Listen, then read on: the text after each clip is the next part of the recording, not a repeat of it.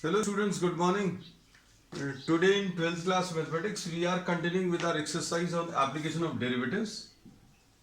Application of derivatives में we had completed up to question number 18. Rectangular box वाला question था आखिरी जो किया था. Today we are starting with question number 19.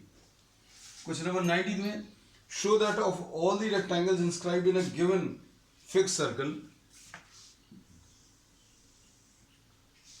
इसमें ये ऐसा कुछ दिया हुआ है. Show that of all the rectangles which are inscribed in a given fix circle the square has the maximum area. अब आपने क्या किया, इसके अंदर एक रेक्टेंगल इंस्क्राइब किया है.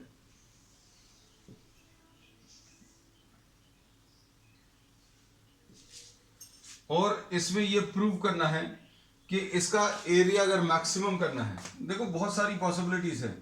किसी किसी के मन में ये आता है कि how is it possible that we are having different sizes. तो ये देखो, एक साइज ये पॉसिबल है, इसमें एक साइज ये पॉसिबल है. There are many sizes which are possible. So here they are saying that if you are trying to inscribe many rectangles inside a circle, then the square will be having the maximum area. ये आपको prove करना. अब ये prove करने के लिए बच्चों अभी हम लोग क्या करेंगे, you know that this is, इसमें दिया हुआ inscribed in a given fixed circle, मतलब सर्कल गिवन है, मतलब उसकी रेडियस भी फिक्स है. तो अब हम लोग इसमें क्या बोलेंगे, सपोज फॉर एग्जांपल अभी हम लोगों ने ये एक लाइन ड्रॉ करी पासिंग थ्रू द सेंटर, और ये एक लाइन ड्रॉ करी, और ये रेडियस अभी हम लोगों ने मार्क कर लिया. Suppose the radius is r. इसमें इस एक्स एक्सिस के साथ ये जो एंगल है ये थीटा ले लिया. तो you can find out what, you can find out this in terms of theta. इसको आप थीटा के टर्म्स में कैलकुलेट कर सकते हो. कैसे, सपोज सेंटर को ओ लिखा है, इसको ए लिखा है, इसको बी लिखा है. अब हम लोग क्या बोल सकते हैं, cos theta will be equal to base O B upon hypotenuse O A, O B upon O A. और इससे ओ बी की वैल्यू बच्चों कितनी आ जाएगी, ओ ए cos थीटा, मतलब आर cos थीटा. तो ये वाली जो लेंथ है ये आर cos थीटा आ जाएगी. और इसमें ये वाला जो डिस्टेंस है ए बी, ये साइन थीटा लेकर कैलकुलेट कर सकते हैं. Sine theta will be equal to perpendicular divided by hypotenuse. Perpendicular is what, A B divided by hypotenuse. तो A B will be equal to what, R sine theta. अब इसके बाद क्या कर सकते हैं, अब इसमें ए बी पता चल गया, तो ये पूरी विड्थ अगर आपको निकालनी है,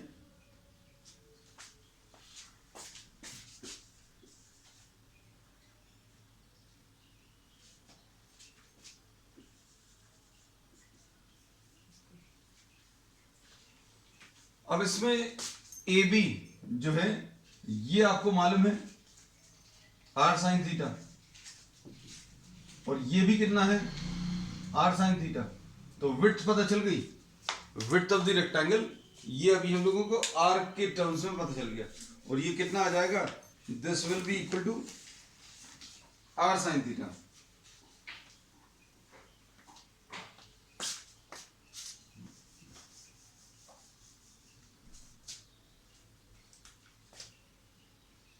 So width of the rectangle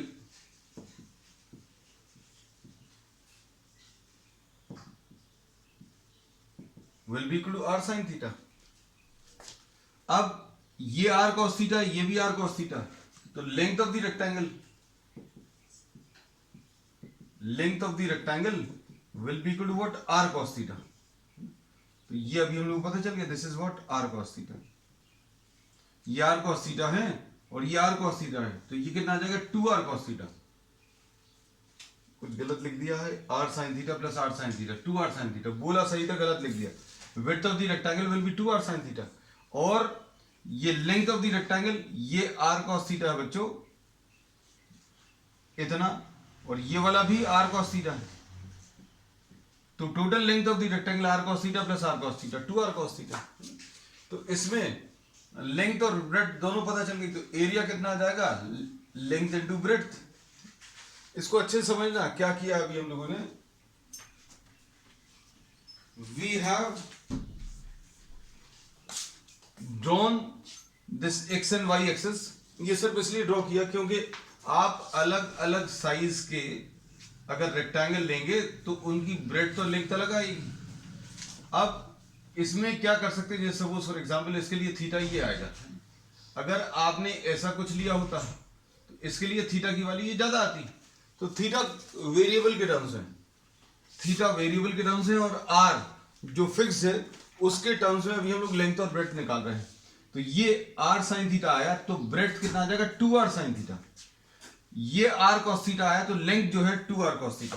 तो लेंथ इनटू ब्रेड्थ, लेंथ कितना है 2r cos थीटा और ये 2r साइन थीटा। इसको अच्छे से समझना क्या चीज कर रहे हैं अभी हम लोग। We are trying to find out the area in terms of r which is fixed and in terms of theta which can change। और हमें मालूम है कि रेक्टेंगल के साइजेस अलग अलग हैं तो कुछ तो एक वेरिएबल लेना पड़ेगा, है ना। तो अब हम लोग क्या करेंगे, ये आ जाएगा 4r² sine theta cos theta. अब इसमें ये कितना आ जाएगा r², ये 2 है, ये 2 साइन थीटा कॉस थीटा। अब इसके बाद area 2r² sign 2 theta.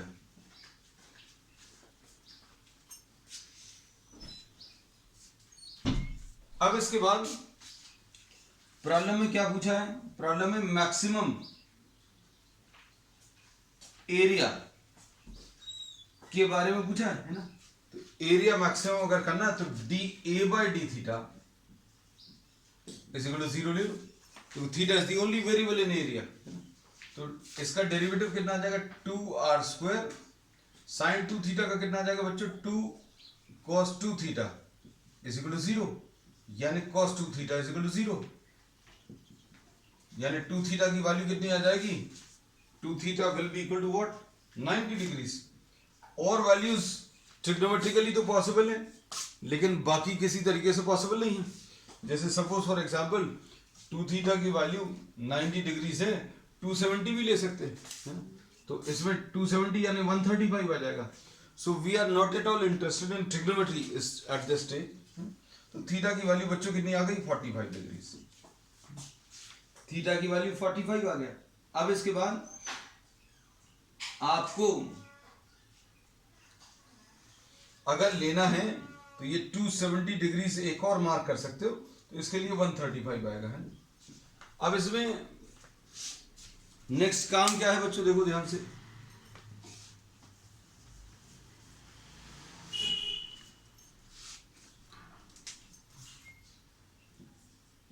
d2a by d theta square, second derivative बच्चों कितना आ जाएगा, ये कितना था फर्स्ट डेरिवेटिव, इधर लिख दे रहे हैं d by d theta of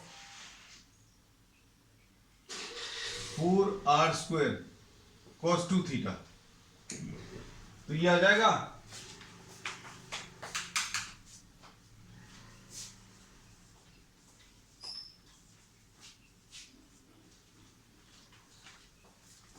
ये आ जाएगा 4r² और cos 2 थीटा का कितना आ जाएगा -2 sign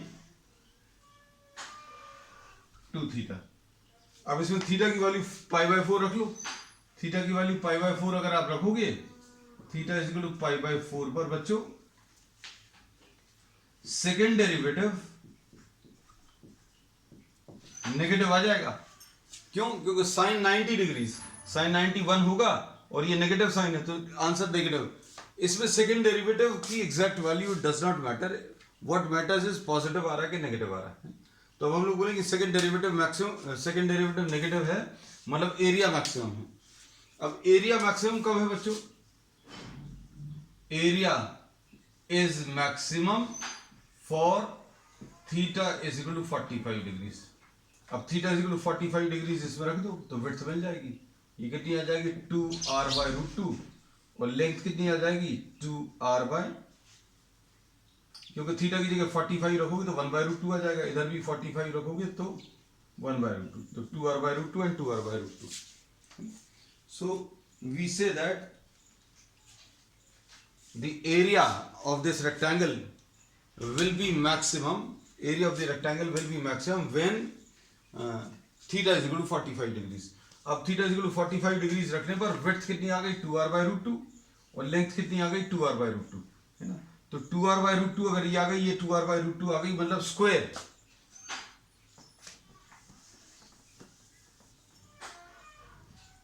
maximum area is possible for a square. ये तो अभी हम लोगों ने क्या किया बच्चों, ये किया है रेक्टेंगल का एरिया मैक्सिमम करने के लिए कैलकुलेशंस किए हैं, किसके टर्म्स में, थीटा के टर्म्स में. अब इस प्रॉब्लम को और कैसे किया जा सकता है, किसी किसी के मन में आता है कि मान लो थीटा वाली चीज क्लिक नहीं करी, तो अब इसमें क्या चीज वेरी करेगी, सोच कर देख रहा. सपोज फॉर एग्जाम्पल अगर आप अलग अलग साइज के रेक्टेंगल लेंगे तो लेंथ और ब्रेड्थ अलग अलग रहेगी, तो दो वेरिएबल्स तो लेने नहीं है.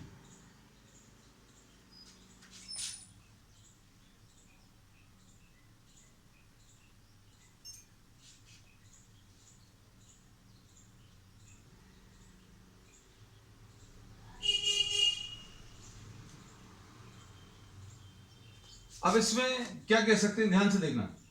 सपोज ये लेंथ x है, इस ब्रेड्थ को अभी आप y ले लो. अब this cannot be solve, this problem cannot be solve in terms of two variables. आप इस प्रॉब्लम को दो वेरिएबल के टर्म्स में सॉल्व नहीं कर सकते.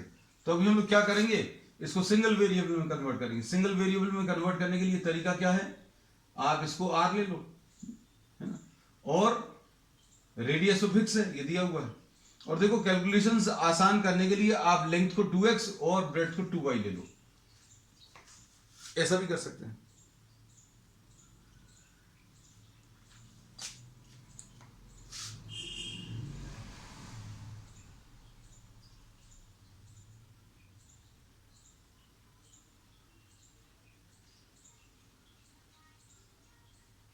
अब देखो इसमें सपोज फॉर एग्जांपल अगर आपने ये 2x और 2y क्योंकि बच्चों आपके कैलकुलेशंस थोड़े से आसान हो जाएंगे. तो सपोज अगर आपने इसको x ले लिया तो अभी आप ये वाली वैल्यू निकाल सकते हो y. कैसे मिलेगी, x² plus y² will be equal to r². तो y² बच्चों कितना आ जाएगा, r² माइनस x². तो y की वैल्यू √r² माइनस x². तो अगर ये 2x है तो ये 2y की वैल्यू कितनी आ जाएगी, ट्वाइस √r² माइनस x². तो कहने का मतलब ये है कि आप किसी भी प्रॉब्लम को करते समय ये चीज सोचें कि इसमें कौन सी चीज चेंज हो रही है. तो अगर आपने अलग साइज का एक रेक्टेंगल लिया होता तो इसमें लेंथ और ब्रेड्थ चेंज हो जाती, लेकिन दो वेरिएबल्स रखने नहीं. So we have to convert this into a single variable. हमने लिखा जरूर था ये 2x और 2y, लेकिन बाद में देखो लेंथ को 2x लिखा, ब्रेड्थ कितना आ गया, ट्वाइस √r² माइनस x². तो अब इसमें थीटा कंप्लीटली हट गया है. किसी किसी को ऐसा लगता है कि ट्रिग्नोमेट्री के टर्म्स में सॉल्व नहीं करना, तो अब आप इसमें ये वाला अप्रोच ले सकते हैं, दोनों नहीं करना, है ना. एक तरीका ये भी है. तो एरिया बच्चों क्या आ जाएगा, area will be 2x into 2y, मतलब लेंथ इंटू ब्रेड्थ. 2x तो ये लिख लिया, 2y twice √r² minus x². तो ये आ जाएगा 4x √r² माइनस x². ये एरिया आ गया. ठीक, अब क्या कर सकते हैं, dA/dx इज इक्वल टू 0, ये ले लो. dA/dx इज इक्वल टू 0 कितना आ जाएगा बच्चों, first function derivative of second. ठीक, डेरिवेटिव ऑफ सेकेंड इतना कुछ आ जाएगा. Plus second into derivative of first, और बाहर 4 लिखा हुआ है, तो dr/dx निकाल लो। कैसे मिलेगा? 4, this is -x² upon √(r² - x² plus √(r² - x², ऐसा कुछ आएगा, है ना। अब इसको सॉल्व करने पर 4 -x² plus r² - x² upon √(r² - x², equal to 0 करना है, तो r² will be equal to what, 2x², तो x will be equal to x² will be equal to r² divided by 2, यानी कि x की value r/√2, x की value r/√2, यानी कि ये लेंथ कितनी आ जाएगी? तो आंसर देखो परफेक्टली बिल्कुल वैसे ही आया है, आंसर इज परफेक्टली सेम, और आना भी चाहिए, है ना। तो अभी हमने बोला इसके दो पॉसिबल तरीके हैं, एक तो ट्रिग्नोमेट्री पर बेस लिया है और दूसरा अभी हम लोगों ने एक्स और y. Next question, question number 20 देखो। क्वेश्चन नंबर 20 में show that the right circular cylinder, question number 20 में शो दैट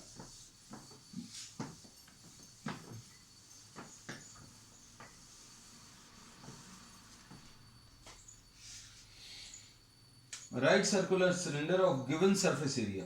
अब देखो इसमें इन क्वेश्चंस में ये चीज ध्यान रखना कि गिवन जो चीज है, गिवन सरफेस एरिया अगर बोल दिया, ये अच्छे से समझ कर रखना।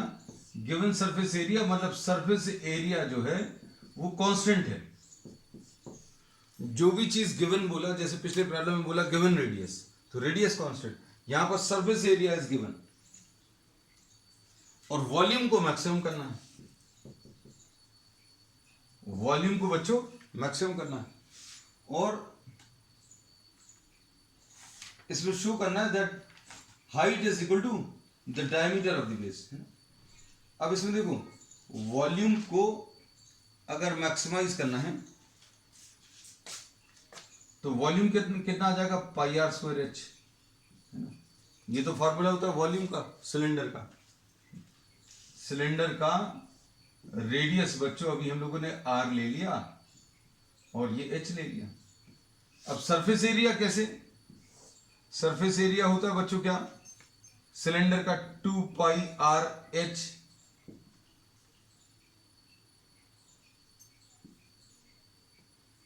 प्लस 2πr², है ना, ऐसा कुछ लिख सकते हैं।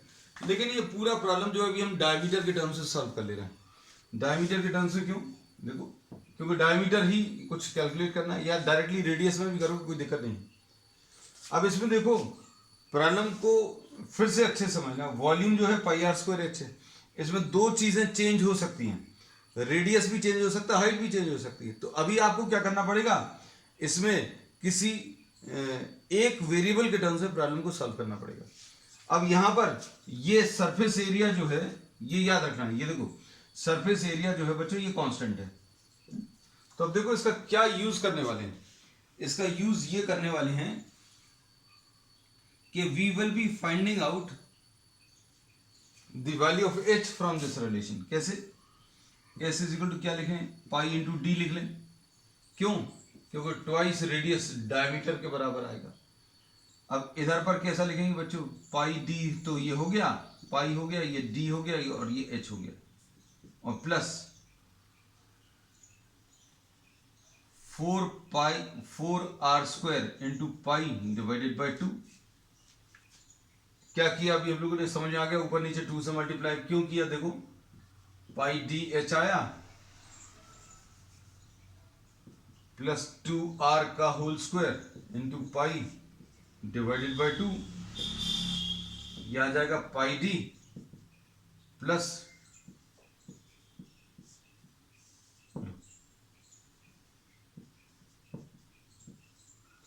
ये पूरे प्रॉब्लम को अभी हम लोगों ने किसके टर्म्स में, रेडियस से डायमीटर में ले लिया है। अब इससे क्या मिलेगा देखना, पाई डी एच बच्चों, S minus pi D square by 2। तो अब इससे h की वैल्यू क्या आ जाएगी, h will be equal to s minus pi D square upon 2 divided by pi d. क्या कर रहे हैं आप इसको, अभी हमने ये चीज बताई थी आपको कि वॉल्यूम जो है पाई आर स्क्वायर एच है।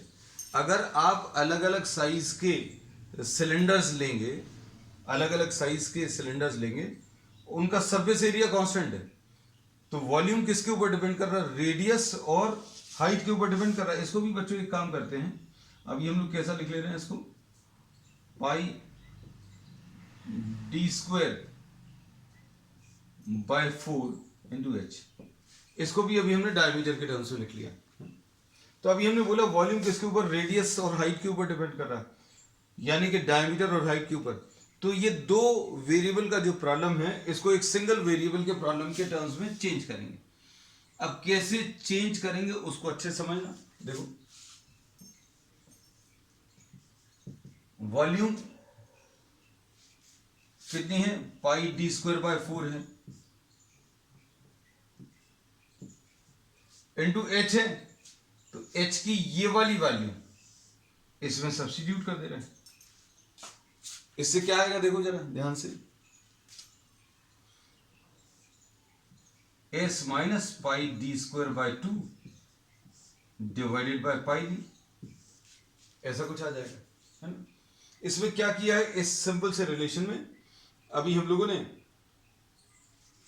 पाई डी स्क्वायर बाय 4 तो ये लिखा है, एच की ये वाली वैल्यू ये रख दी, है ना। ये एस के टर्म्स में क्यों रखा है, क्योंकि एस की वैल्यू देखो ऊपर ही लिखा हुआ है, एस की वैल्यू बच्चों कांस्टेंट है। अब देखो इसमें क्या क्या चीज कैंसिल होगी, पाई और पाई कैंसिल होगा, ठीक, एक डी ये कैंसिल हो जाएगा, तो क्या बचेगा इसमें, वॉल्यूम यह आ जाएगा S into D upon 4, S into D upon 4 minus, अब ये अगर इसमें मल्टीप्लाई होगा तो कितना आ जाएगा, pi into D cube, pi into D cube divided by 8, ऐसा कुछ आ जाएगा।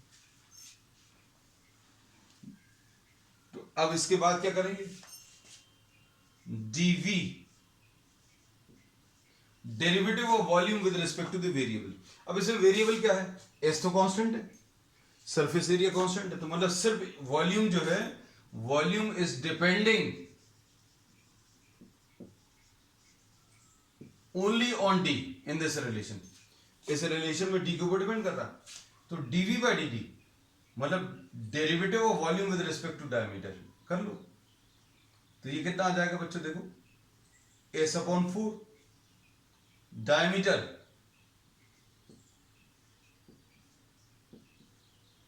हम थोड़ा सा डिटेल में इसलिए लिख दे रहे क्योंकि सारे डेरिवेटिव्स बच्चों तुम लोगों को एक्स और वाई के टर्म्स में करने की आदत थी, है ना। तो हो सकता है शायद कुछ बच्चों को ये प्रॉब्लम जाए। तो ये कितना आ जाएगा, जैसे x का विद रिस्पेक्ट टू x1 आता था, तो इसका भी 1 आ जाएगा, और ये पाई बाई 8 है, डी क्यूब का कितना आ जाएगा, 3d स्क्वायर। तो अब इसमें क्या लिख सकते हैं बच्चों, derivative of volume with respect to diameter, इसमें 1/4 कॉमन ले लो, अंदर क्या बचेगा, s minus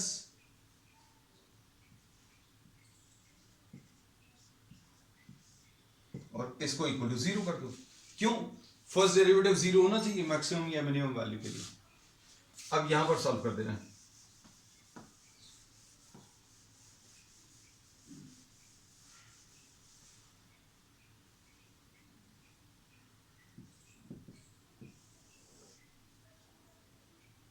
s minus 3d square upon 2 is equal to 0, s की value 3d square upon 2।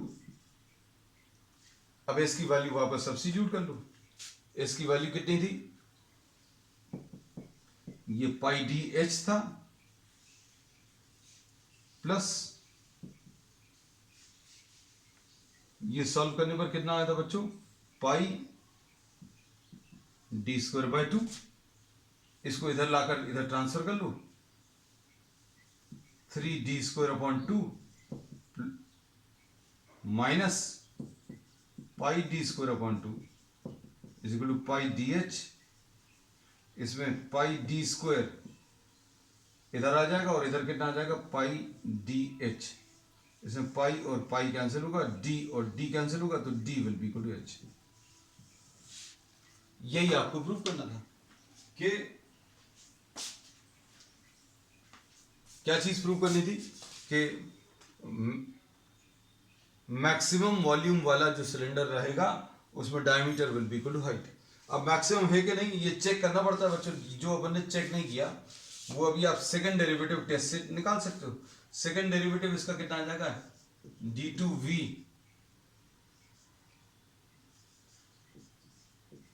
Second derivative इसका कितना आएगा, ये तो कांस्टेंट है तो इसका कितना आ जाएगा, 0 आएगा। और इधर कितना आ जाएगा बच्चों, minus pi into three upon 8 और इंटू 2d है ना। तो कुल मिलाकर ये देखो तो ये कैसा आ रहा है, ये नेगेटिव आ रहा है, पूरा नेगेटिव है मतलब मैक्सिमम रहेगा। तो इसमें यही प्रूव करना था, second derivative is negative therefore v is maximum. और v मैक्सिमम कब होगा, जब diameter will be equal to what, the height. अब नेक्स्ट क्वेश्चन,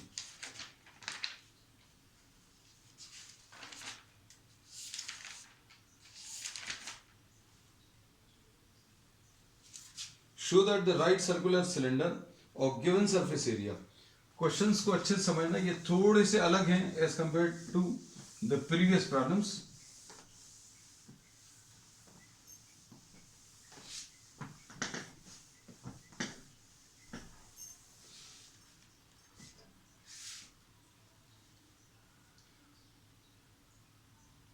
show that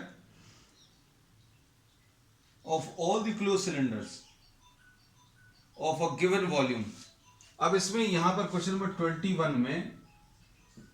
21 में गिवन वॉल्यूम है, मतलब क्या है, वॉल्यूम कांस्टेंट है, ये चीज याद रखना। और ये 100 दिया है, 100 सेंटीमीटर क्यूब। अब सरफेस एरिया जो है वो मिनिमम चाहिए इस प्रॉब्लम में। So minimum surface area is required. अब इसके डायमेंशंस कैलकुलेट करने, तो इसके डायमेंशंस कैसे कैलकुलेट करेंगे बच्चों, देखो ध्यान से। अब इसे वॉल्यूम जो है ये कांस्टेंट दिया हुआ है, वॉल्यूम जो है दिस इज गिवन कांस्टेंट। तो वॉल्यूम कितना होता है बच्चों, volume is pi are square h, और ये 100 दिया है।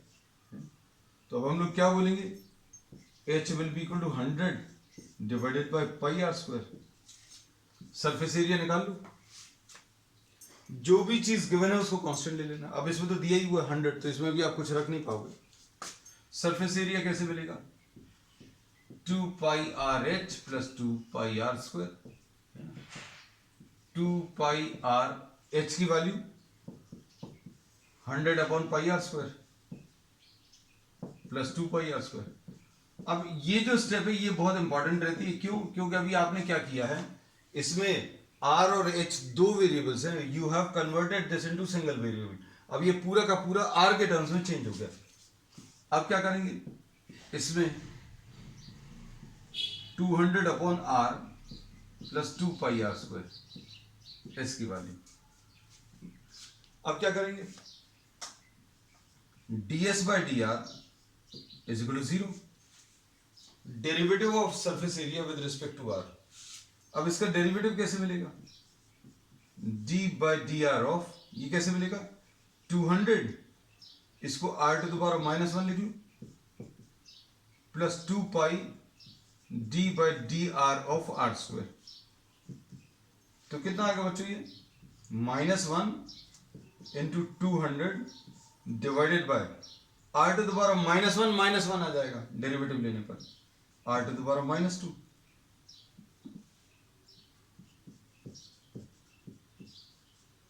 Plus 4 pi R, sorry R to the power -2 आएगा तो नीचे जाकर आर स्क्वायर हो जाएगा। अब इसको सिंप्लीफाई कर लीजिए, सिंप्लीफाई करने पर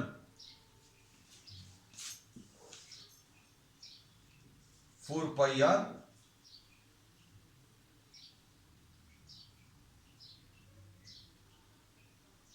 will be equal to 200 divided by r square, या r cube will be equal to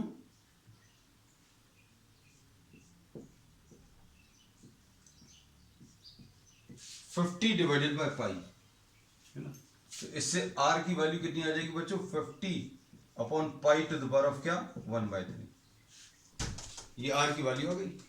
और r आने के बाद फिर अभी हम लोग क्या करेंगे, h निकालना। तो h कैसे निकालोगे बच्चों, इसमें देखो इससे मिल जाएगा pi into r square 50 upon pi to the power 1/3 का whole square into h is equal to 100। अब इसको सिंप्लीफाई कर लो, सिंप्लीफाई करने पर कितना आ जाएगा pi into 50 to the power of 2/3 upon pi to the power of 2/3 into h is equal to 100। 100 को भी अभी हम लोग कैसा लिख ले बच्चों 50 इंटू 2 लिख लो, क्योंकि कुछ 50 वाले टर्म्स कैंसिल हो सकते हैं। कैसे कैंसिल करते हैं ये चीज देख लेना। इसमें h की वैल्यू आ जाएगी इसमें कितनी 50 into 2 into pi to the power of 2/3 upon pi into 50 to the power of 2/3। अब इसमें 50 टू द पावर ऑफ 1 है, ये 50 to the power of 1 minus 2/3, ये तो सॉल्व कर लिया। Into pi to the power of 2/3 -1, ये भी सॉल्व हो गया। अब क्या बचा इंटू 2, तो ये सॉल्व करने पर कितना आ गया 2 into 50 to the power of 1/3 upon ये pi to the power of -1/3 आएगा, जिसको कि अभी अपन अपॉन में लिखकर pi to the power of 1/3 ऐसा कुछ लिख सकते। So the answer to this will be what, ठीक है बच्चों, परफेक्टली बिल्कुल ऐसे ही आया।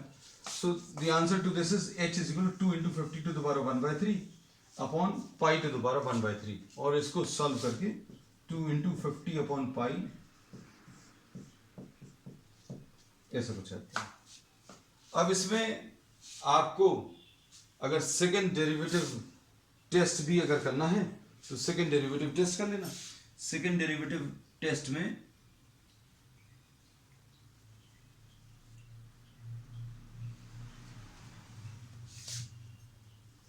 d2s by D R square, ये कितना आ जाएगा टू द पावर ऑफ -2 है ना। तो ये कितना आ जाएगा d by D R of -200 r to the power of -2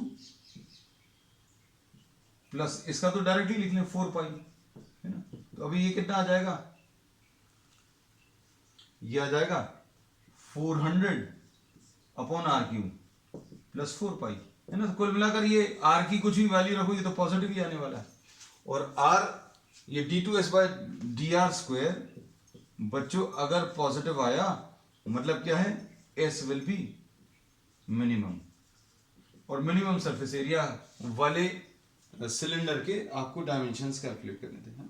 तो बच्चों आज के लिए इतना ही। We will continue with the remaining problems in the next term. That's all for today.